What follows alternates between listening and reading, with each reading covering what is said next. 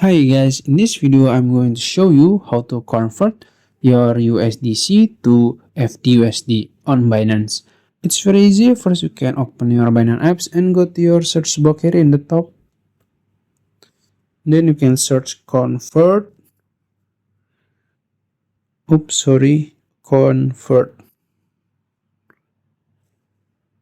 Search it and you will see convert here. You can click it. And then in the top here, make sure it's USDC. And in the bottom, you can change it to FDUSD. This one. And then you can fill the amount here. I will just max it. And you will see the amount your FDUSDC, FDUSDT, FDUSD. My goodness. And then just click trade here. I'm sorry. And you can just confirm it.